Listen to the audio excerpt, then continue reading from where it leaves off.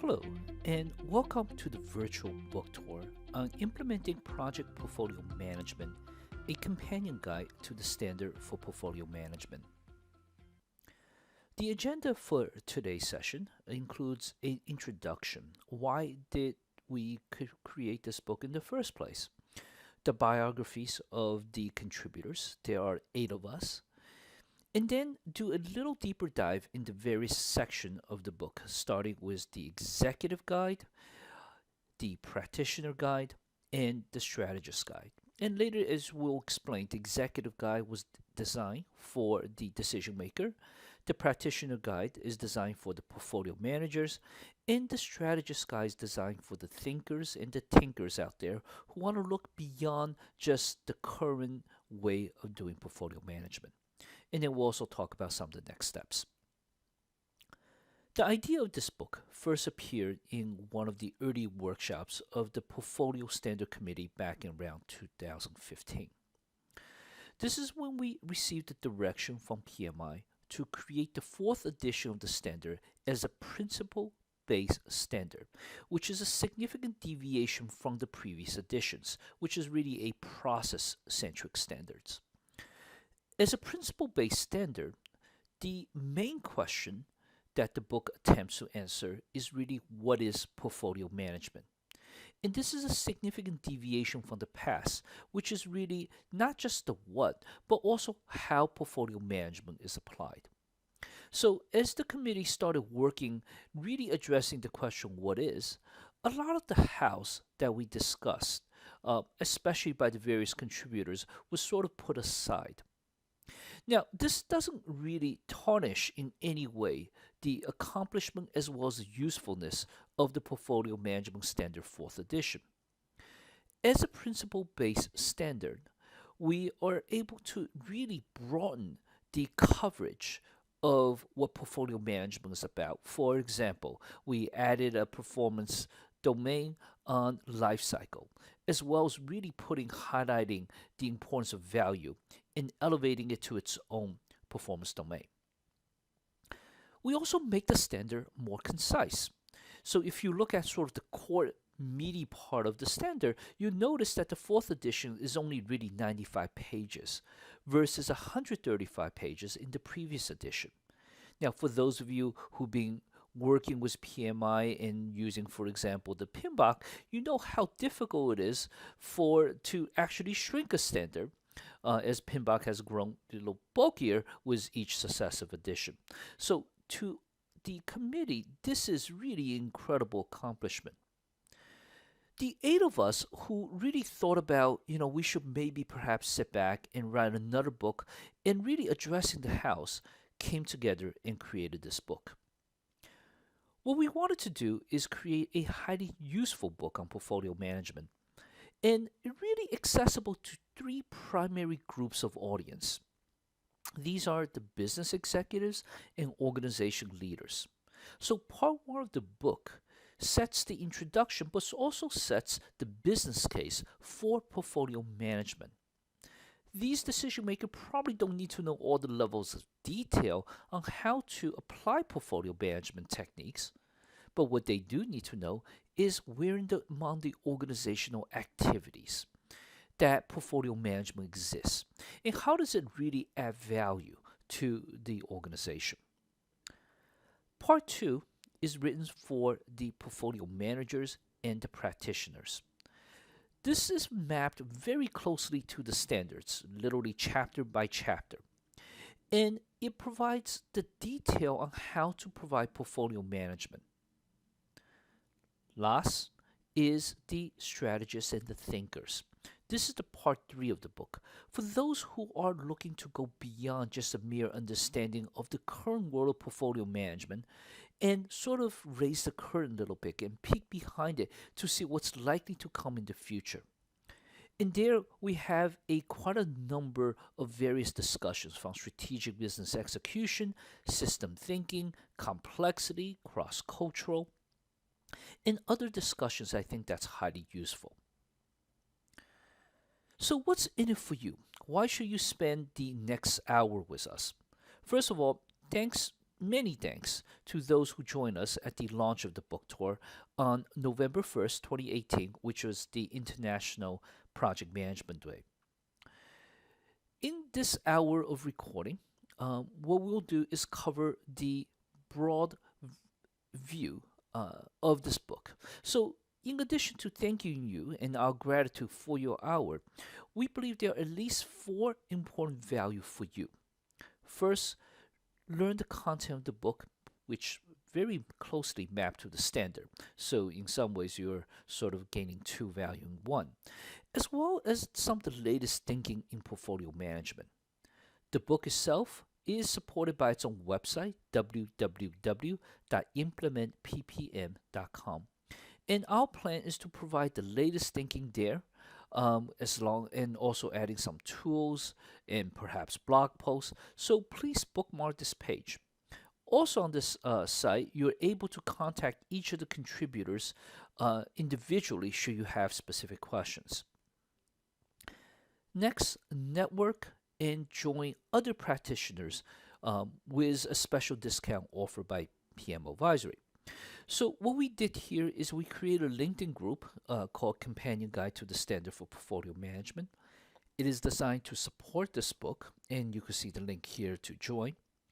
One of the book editors, which is me, Dr. T. Wu, I'm the CEO of PMO Advisory, which is one of the few registered education providers that offer portfolio management, PFMP, program management, PGMP, training, as well as a lot of the other specialty area like risk management, agile, in addition to project management office. What I would be doing is offering specials on this LinkedIn forum for people who want to pursue certifications. So what we plan to do is offer a 25% off for the training paid for in 2018. Number 3, contribute and advance the field. If you wish to be more active, we also created an advanced project management forum to conduct practical research to really advance the field. And some of the work also potentially earns PFMP PDU. For those of you who know, that is actually also highly, highly valuable. And the PDU, to be clear, is offered by PMO Advisory. So to sign up to join this committee, go to www.implementppm.com. If you scroll down, there's a sign-up form. Now, a couple words on the Advanced Portfolio Forum. We actually already started this. There's a core team of about 36 professionals. And we are still shaping what are some of the broad questions and directions that we want to move into. So when we're ready to share that with the rest of the world of practitioners, we'll open that up probably sometime in the first, if not the second quarter of 2019. And then lastly, for spending this hour with us, you also earned a one technical portfolio management PDU. And for those of you who are certified in portfolio management, you know this is actually pretty rare and difficult to obtain. The claim instruction is at the end of the presentation. So let's talk about the contributors. Starting with myself, my name is Dr. T. Wu. I am certified in portfolio, program, project, and risk management. I am one of the 2 chief editors, and I contributed a number of the chapters. In addition to being the CEO of PMO Advisory, I'm also a college professor. I serve on multiple core committees with PMI, portfolio, and before and now currently on risk. And I'm also a U.S. delegate on the International Standard Organization Technical Committee 258. Panos, why don't I turn to you to have a brief introduction of yourself? Hello, everybody from Athens, Greece, and thank you for your participation. I am Panos Hadjipanos, the other co-editor of the book. I am currently a consultant at the World Bank and at the European Commission on Transformational Change and on Organizational Project Management, working mostly at the portfolio and program levels. I am a civil and environmental engineer by profession and have been working in the construction industry, particularly infrastructure programs and projects, for over 35 years, 15 years at the executive level. Thank you very much. Thank you, Paulus. Next, let's turn our attention to the other contributors, organized predominantly by the chapter in which they wrote. So let's start with Steve Butler, who's a portfolio manager, also a charter IT professional. He contributed to Chapter 3, which is on strategy. Nick Clemens, PMP, as well as Agile certified. He has vast experience working the government sector in the United States. He contributed to Chapter 4 on governance, Chapter 8 on risk, and Chapter 12 on Agile portfolio management. Next, we have Debbie, another portfolio manager. She contributed heavily to the creation of the chapter on value as well as chapter on the risk.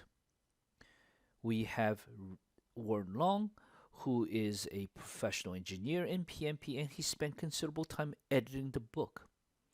Dave Ross, who really earned our respect and gratitude for leading the Portfolio Standard Committee. He himself is a project and program manager. He also spent considerable time reviewing and editing the book. And finally, we have Gary Shigma, who is also certified in a bunch of things in the portfolio management world. He was the vice chair of the Portfolio Standard Committee, and he contributed to Chapter 12 on Agile portfolio management. So let's dive deeper into the book, starting with the Part 1. Part 1, Executive Guide to Portfolio Management. This part is really designed to give a comprehensive but high-level overview, description of portfolio management. It includes the what, the why, who, and the how. Everyone is encouraged to review this part for at least two reasons. One, to achieve an executive level understanding of portfolio management, and to also understand what senior managers care about in portfolio manager. The chapter 1 has a framework that really examines where do portfolio management fit among all the organizational activities. So here, using a framework that Dr. Wu created first in another book, it artificially and abstractly create a scale 1 to 10 in which fits all the organization activities. The more specific ones have a smaller number, as approaching 1, and the more higher abstract task and activities have a higher number, again in this case on a scale 1 to 10. So what you see is in 10, you have sort of the corporate and enterprise strategy, which I'm sure many of you agree, it can be quite abstract. But as organizations transform those strategies into something concrete, from the enterprise strategy to organization strategy to business strategy, departmental, functional, product strategy, portfolio management is at this crossroad between sort of the ideas and planning and the actual execution.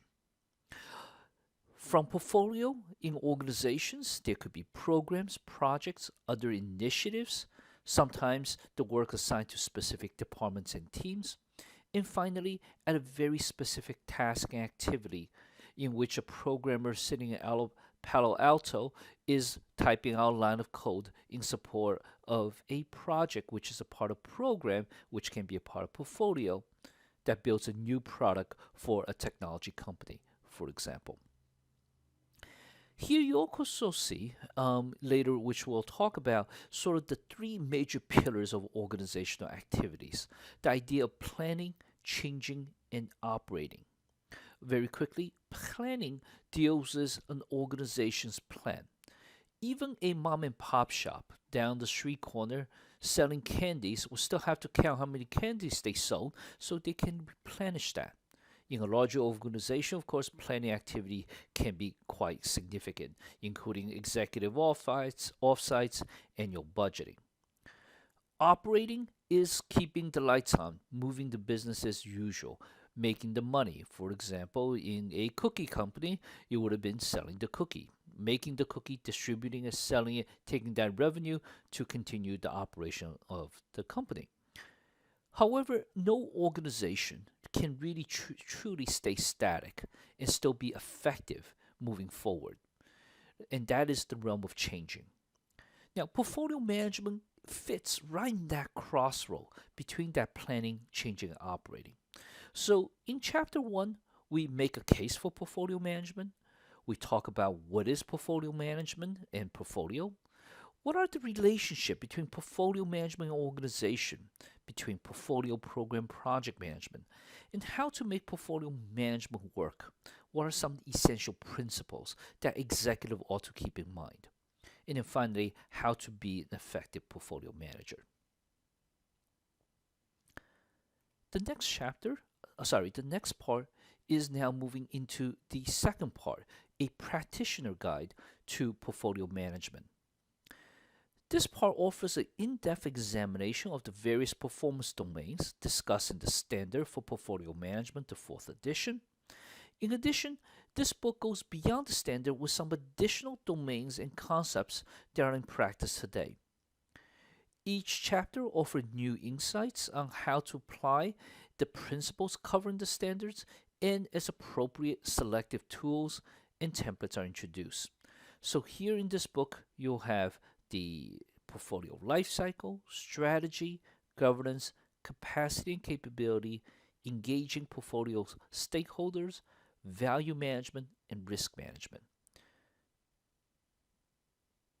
Panos, over to you on the portfolio lifecycle.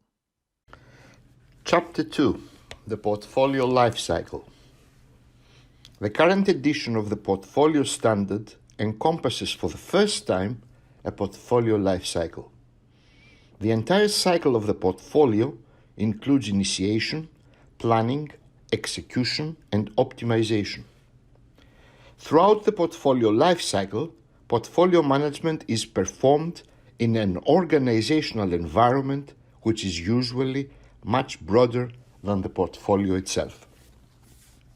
The chapter contains sections shown in the slide: the portfolio lifecycle within the organizational environment, the portfolio management framework, the portfolio component stages, and the portfolio stakeholder sections of the chapter mainly discuss the need for regular alignment to strategic objectives, introduce portfolio governance, discuss the work of the portfolio manager, particularly towards balancing portfolio risk with the added value brought about by successful deliveries, contains information about the selection, prioritization, and resourcing of the portfolio components, on negotiating agreements with key stakeholders, on component interdependencies and understanding of the whole portfolio ecosystems, and also on evaluating, prioritizing, approving,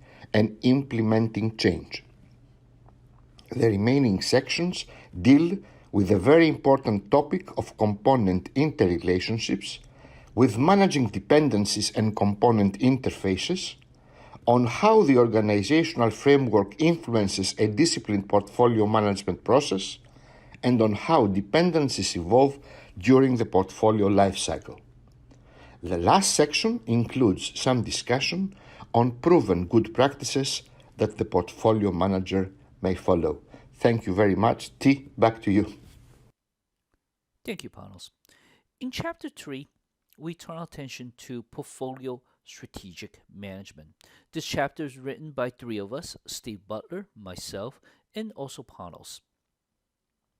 So, strategy is a very broad topic.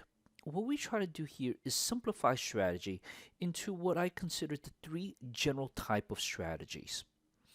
The deliberate strategy.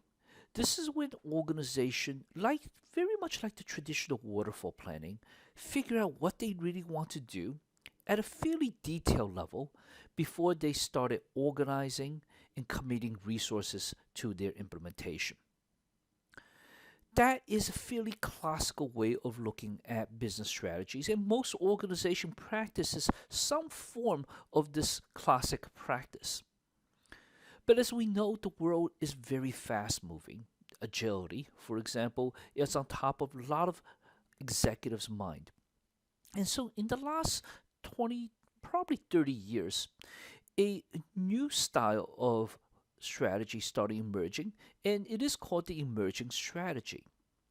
The emerging strategy doesn't truly believe that the detailed planning, as in the deliberate strategy, adds significant value because, of course, most strategies likely change, especially when they confront with a first major issue or the occurrence of a first major risk.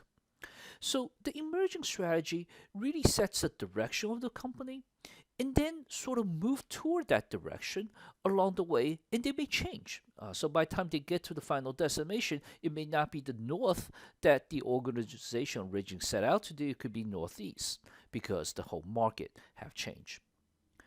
Now, a variant of the emerging strategy, but it's worth calling out as its own particular general type of strategy, is the organization learning. In organization learning, this is where there are multiple feedback loops. Not only when you didn't quite achieve the goal and you tried again or improved the way, in the multiple areas of the strategy, it may very well go back and ask, is it the right strategy in the first place? So you get into a first order change, second order change, possibly a tertiary, a third order change, as organization learns and improves. So the chapters in this book, as laid out, includes strategy and strategic alignment, enabling well-defined strategy, understanding strategic risk appetite, and how does that impact the way organization plans. Develop portfolio goals, strategic objective, strategic plan, creating the portfolio charter, the roadmap, and then in the execution, the constant optimization, managing strategic alignment, managing component dependencies, managing portfolio alignment to the organization strategy, and finally, optimizing the portfolio management process. In particular, we focus on a tool called the AHP, Analytical Hierarchy Processing. So what we hope to demonstrate in this chapter is that the type of strategy really matters in how portfolio management ultimately is designed, shaped, and to help the organization achieve superior value. Chapter 4 is on portfolio governance, written by Nick Clemens. This chapter really talks about the governance principles of portfolio management, how it's often aligned, for example, with the enterprise governance. Examine the portfolio governance management itself in great detail, and also highlight some of the tools and techniques. So in the diagram on the left, you can see the sort of the cycle between assessing, evaluate, and the critical thinking that comes through from investigating the situation, determining the objective, generate alternative, evaluate alternative, and choose a solution set, and then implement the solution set as a part of the critical thinking required for portfolio management and its governance. The diagram on the right, just to show in a very simplified fashion how portfolio governance is really tied to both the enterprise governance influenced by the overall organization strategy.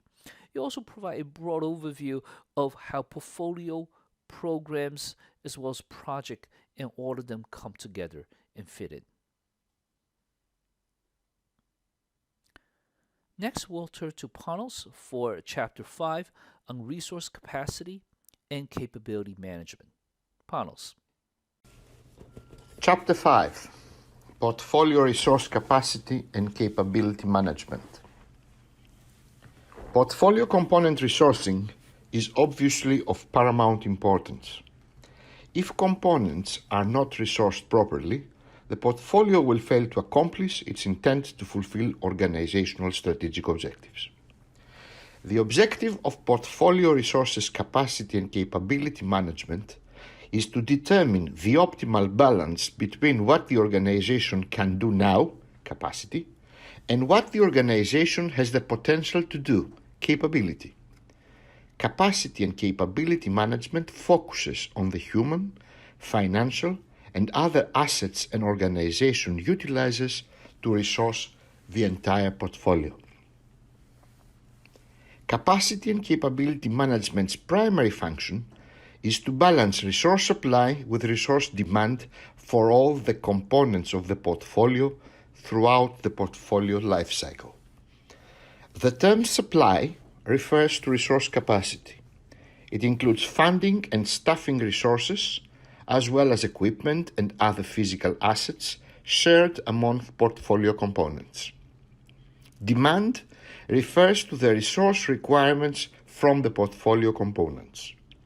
The goal of managing supply and demand is to ensure resource capacity is optimally allocated against resource requirements based on known organizational priorities and potential value. Resources should be allocated to minimize both unused capacity and unmet demand. The chapter main sections include the guiding principles for managing organizational resource capacity and capability, capacity planning, capacity management, supply and demand management, monitor, control, and optimize supply and demand, the assessment and development of organizational capabilities, balancing capacity and capability, and performance analytics and reporting. Thank you. Back to you, T. Chapter 6 is about engaging portfolio stakeholders. In this chapter, we started with defining who are the stakeholders and what is stakeholder management all about. Then we started talking about why is it so critical, especially at the portfolio level, to manage stakeholders well. We then look at some of the important activities of stakeholder management, and that includes identify, organize and prioritize, plan stakeholder engagement, and then develop a robust portfolio management communication plan. We aimed the chapter on how to engage stakeholders and manage their expectations sustainably throughout the portfolio lifecycle. And the key word here is sustainably. That's what makes it really hard. We also apply a number of tools and techniques, one of which you could see on the right here. This is a fairly traditional power interest grid.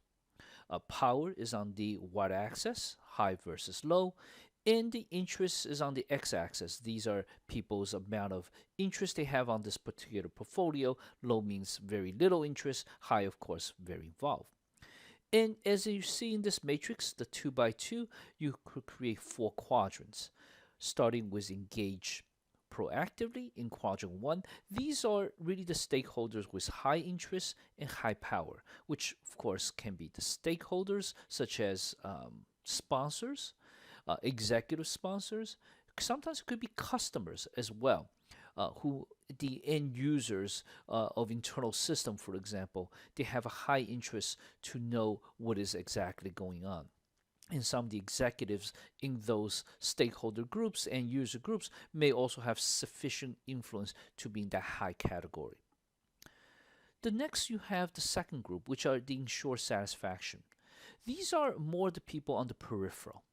They're not really directly impacted. They may not be directly contributing to a portfolio, but they do have quite a bit of power.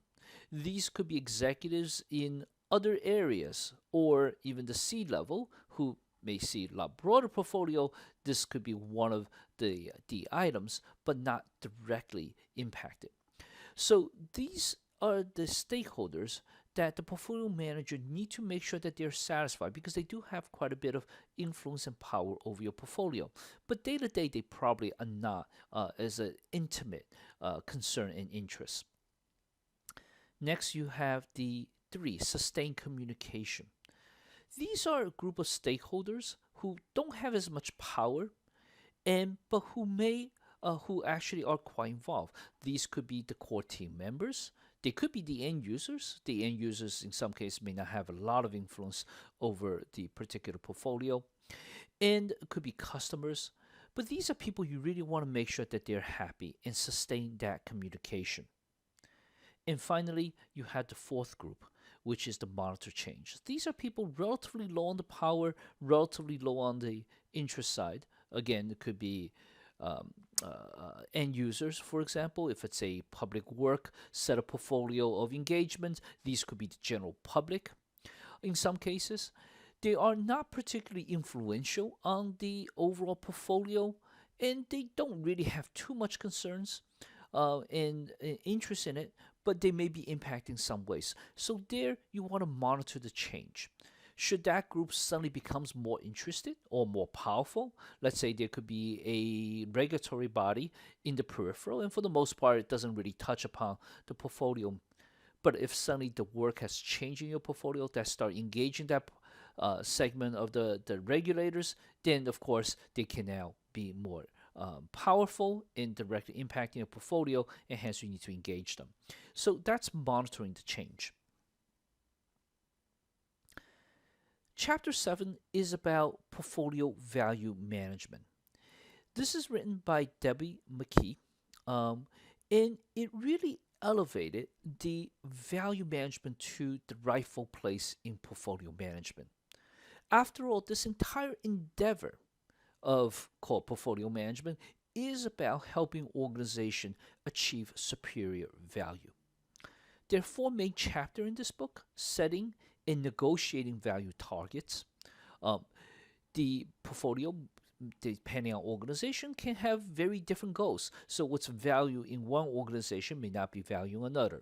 For example, in a nonprofit, the value can be saving people's life, or in the case of American Red Cross, be the first on site after a disaster to start the recovery process or the rescue process, versus a for-profit organization, which could be market share or revenue gains. The second chapter is about the value management framework, how to establish a proper framework to help your organization. Three, take a closer look at balancing the value and risk, as well as a strategic prioritization that comes up inevitably in almost all discussions. And then finally, chapter 4 on monitoring and measuring value. We apply a number of tools here, but the big one is really the Malkovich, the efficient frontier. As you can see here, in this example, what's on the dotted green line are what we consider efficient uh, uh, line, in which the endeavors underlying program, project, or components risk and return are comparable. Anything above that line, showing blue, are optimized, meaning for that given set of risks, they're actually achieving more return, more value than sort of the norm, the efficient side. And of course, anything below that is suboptimized, meaning there's too much risk for that given set of value. Chapter 8 is on portfolio risk management, and it's written by Nick Clemens and Debbie McKee. This chapter looks at risk strategically at the portfolio level. It is a pretty significant deviation from looking at risk at the project and the program level, as some of you probably are familiar with. So the chapter in this book includes the context of the portfolio risk management, the tools and techniques, the focus of the risk. We also then look at some of the specific different tools and techniques that looks at the portfolio risk management plan, risk identification, portfolio level risk approach, processes and policies, guidance to subordinate level projects, program operational entities, risk associated with stakeholder engagement, portfolio risk assessment, portfolio risk response, as well as risk management overhead and value proposition. So the framework on the little bit out to the right, you see the project, program, portfolio, and how senior staff influence those different levels, and how organization really produce product risk response example, executing that risk response, and then as well structural risk response from the portfolio side. And all that, of course, is tied to the contingency reserve or the organization. Now we're done with the second part of the book, which again is mapped very closely to the various chapter in the standard, the fourth edition. Part 3 is where we really try to add more value. This last part of the book is designed for the thinkers and the inquisitive professionals who want to look ahead and see the future of portfolio and some of the areas of the latest development. Part 3, especially the trends in portfolio management, is a true work in progress. It contains these chapters.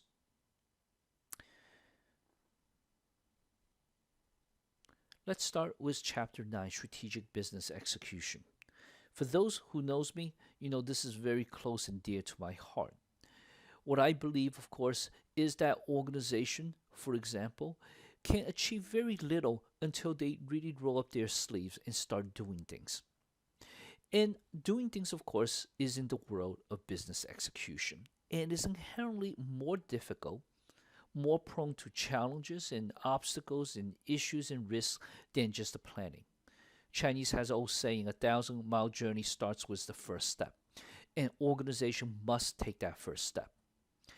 It's also important to me to put a better frame around the world of project program portfolio, which in this case I frame it as a part of the strategic business execution of the organization. So starting with a broad introduction, what is strategic business execution? Then we go into some of the limitations of today's project environment. For those of you who are practitioners out there, I'm pretty sure you know inherently that execution is difficult and today it is far from perfect.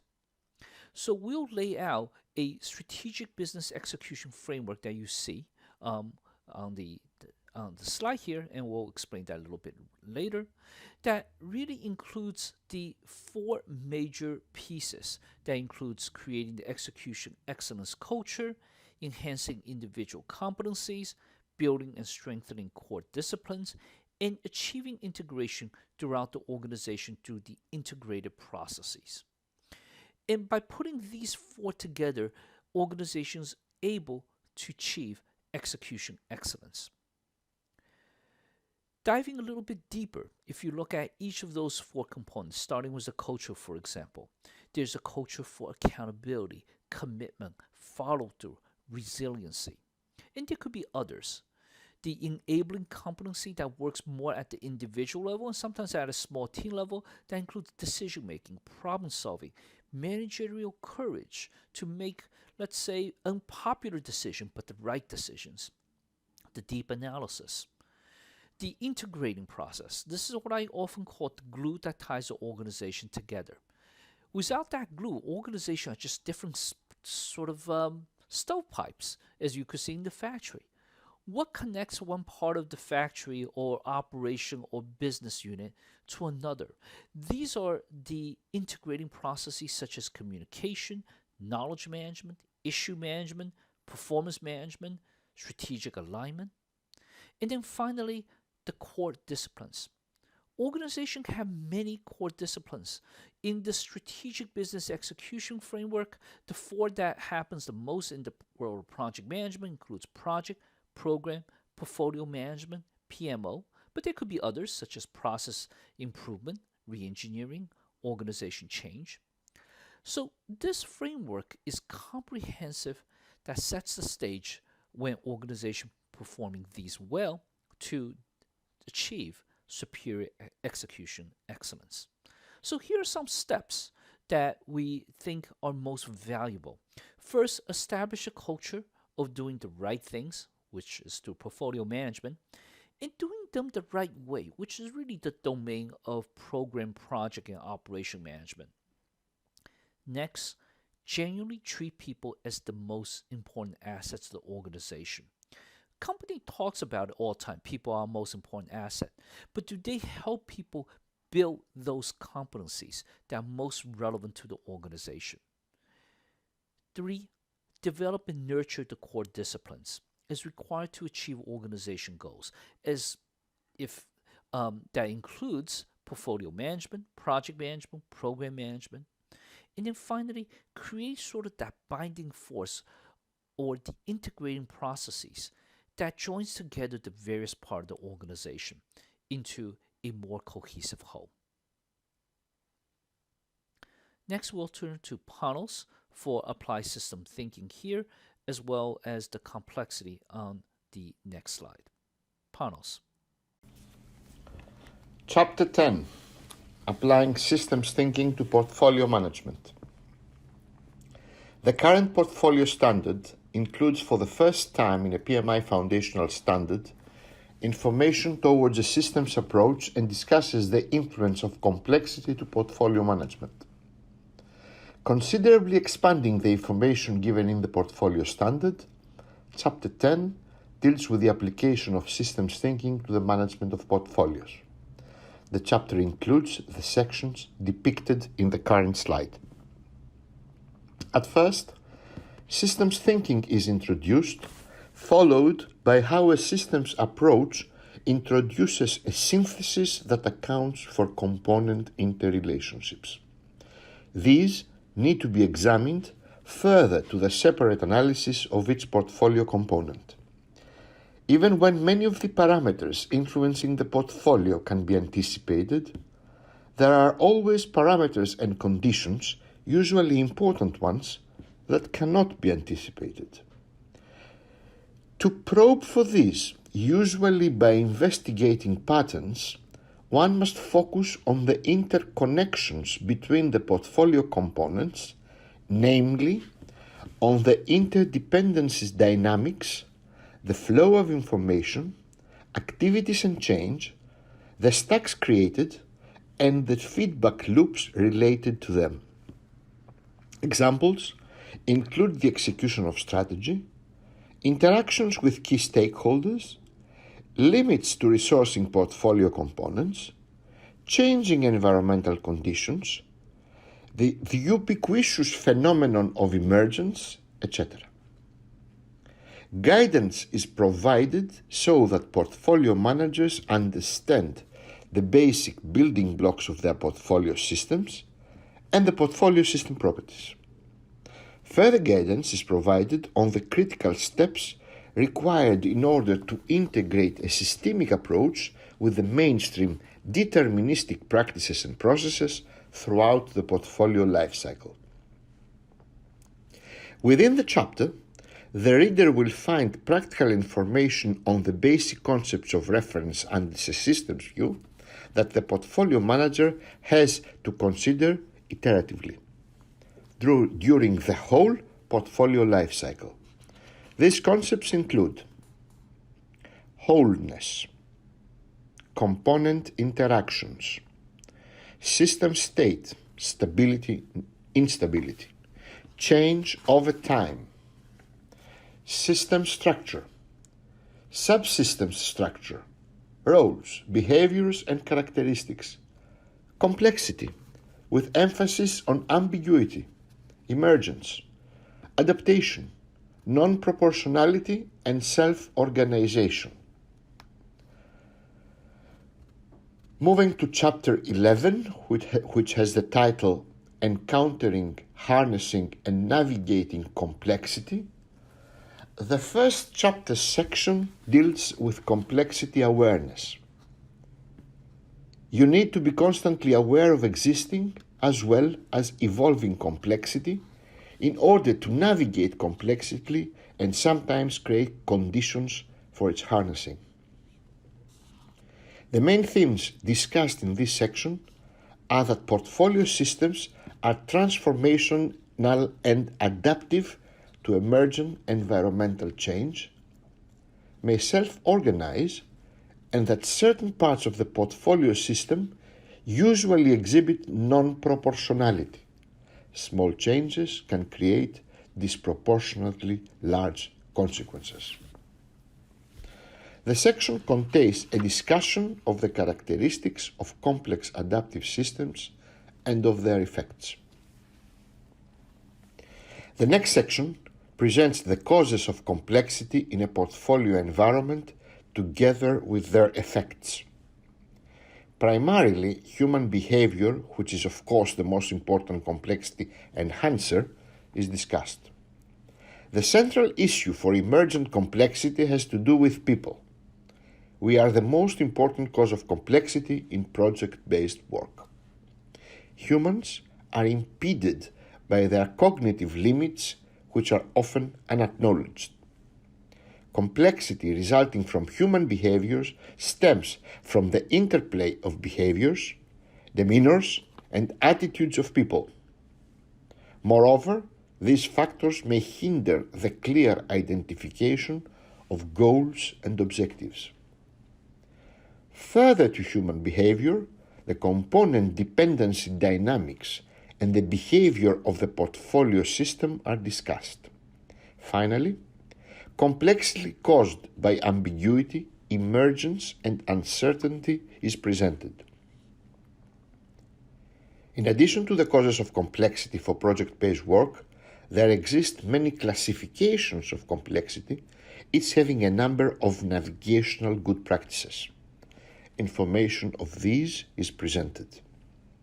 The remaining sections include guidance on how to proceed with evaluating and navigating the effects of complexity during the portfolio lifecycle, and include information on the impact of portfolio complexity to the organization, where leadership, governance, flexibility, and adaptability issues are discussed, and a complexity navigational framework for the whole organization is considered.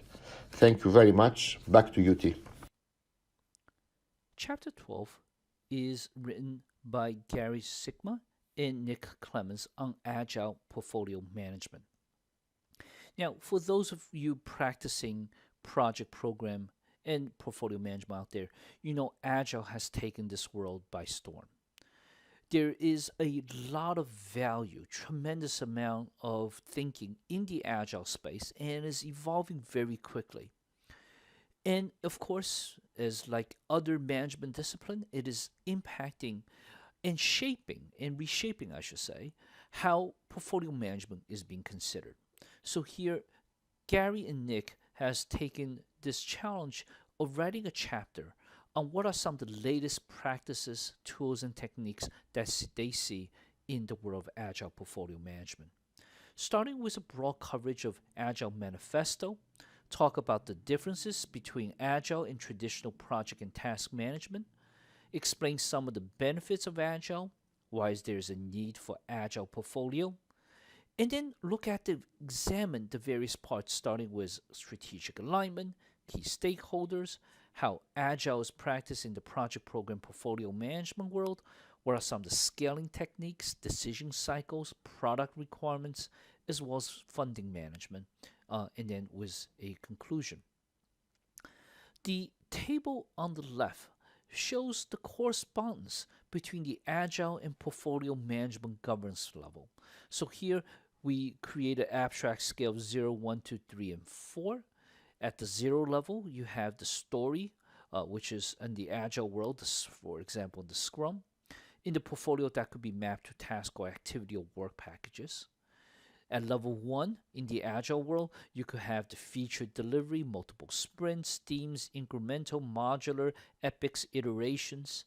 And then on the right, you have in the project world, the portfolio management world, project. Level 2, epic. Assume these are epic across as multiple themes. You could have program.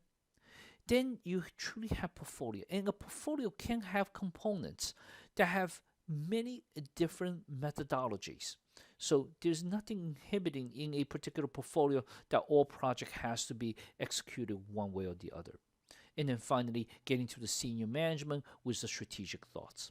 So this chapter gives the practitioners, the thinkers, and the thinkers a great examination in how portfolio management is now moving into the world of Agile.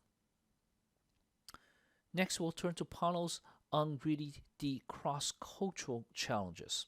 Panos. Chapter 13. Cross-cultural challenges and environmental factors. The chapter comprises of the 4 sections you see in the current slide. It starts with a discussion of how people coming from different cultures may perceive things differently, how awareness on causes and consequences may be developed, and on how to accommodate and create a common communication platform. Next section, 13.2, deals with the main cultural characteristics, which are the ethnic characteristics, the market and professional characteristics, and organizational characteristics. On ethnic characteristics, Hofstede and Mayer's work is considered as this work applies to project portfolio management. Both are leading global experts on cross-cultural behavior.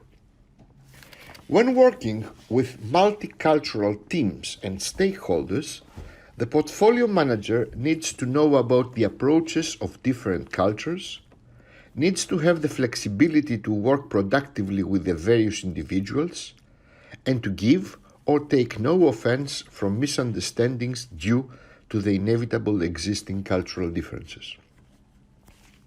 Hofstede identified and evaluated four principal characteristics or dimensions of cultural difference. These dimensions shown in the slide are the power distance, individualism, uncertainty avoidance, and masculinity. You see brief definitions of each in the slide.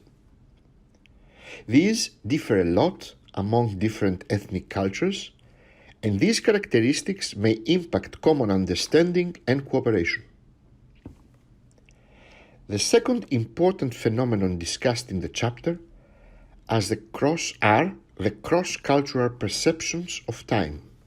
For example, some cultures encompass strong beliefs towards respecting deadlines and that events are controlled by planning, so that order is preserved and waste is minimized. Other national cultures have considerably more relaxed beliefs towards time management.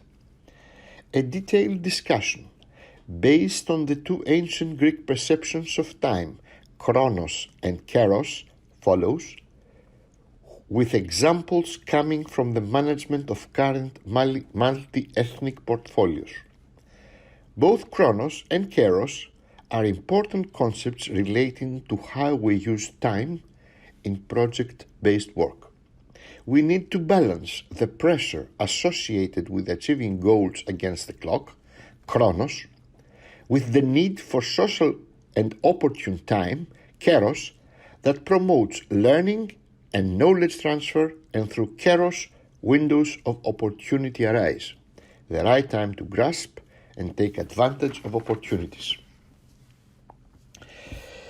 The final section of the chapter deals with organizational culture and the performance of organizational change through a cultural lens. Thank you very much. Back to you, T. Thank you, Panos. Now let's look at Chapter 14, the current trends in portfolio management. This is the final chapter in the book. Here, there were a number of other key observations and trends, but we didn't have enough to write a whole chapter about these particular aspects. We didn't want to lose it, so we summarized them here in this final chapter. Starting with the first topic, taking Agile from project to portfolio to enterprise. As I'm sure many of you are aware, Agile has taken the project management world by storm. And for the last 20 years, Agile has grown tremendously.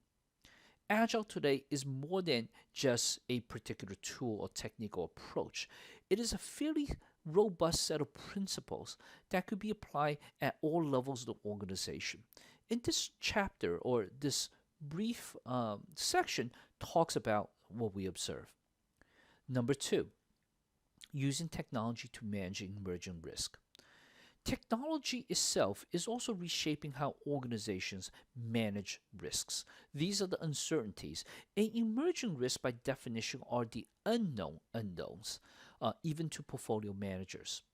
But technology, given its processing power, given its ability to pull different ideas and views together, is starting to tackle this particular problem. And we suspect that in the near future, the technology will help enable portfolio managers to really make better decisions. Three, portfolio management drives innovation and ideation.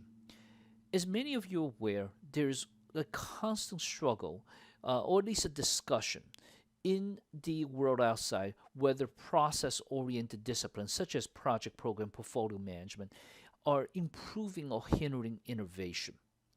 Well, here we make a case that portfolio managers portfolio managers who design robust ideation phases, for example, help organizations to be more innovative. 4. PMO and strategic execution, how they work together with portfolio management to make organization stronger and more value oriented. 5. Achieve benefit realization at the organization level and how it ties with portfolio management in making that possible. And finally, in chapter 6, or in the last section of this chapter, the importance of people in portfolio management, something we talked about quite extensively throughout the book. But here we want to summarize our view. So, what are some of the next steps now that we're done with the tour of the books, the book? Well, first, visit our website, www.implementppm.com. You may want to bookmark there because you can also contact some of the contributors as you have questions on the various sections and chapters of the book. Next, join our LinkedIn group. This is for networking, as we talked about before. Also, PMO Advisory, my company, will offer discounts there for some of our courses, especially the Portfolio Management Bootcamp. 3. Participate and contribute in the Advanced Portfolio Management Forum. If you are itching to contribute, to apply your ideas and wisdom to some of the things and help others, this is the forum for you. As mentioned, we're still shaping the agenda with the core team, but you can sign up right now at www.implementppm.com. One thing I should mention, some of our activities, especially the training activities that come with that, will likely earn PDUs for portfolio management, technical PDUs, which I'm sure you know is pretty hard to earn. And then finally, purchase the book. We, of course, will appreciate if you purchase the book. And if you like the book, we hope you are able to put in a favorable review. With any questions, later you will see information how to best contact us. Thank you for your hour of time. And to claim this hour, 1 PDU, you can see the claims instruction on the right. And make sure you hit PDU claims code because that code will shortcut quite a bit of searching.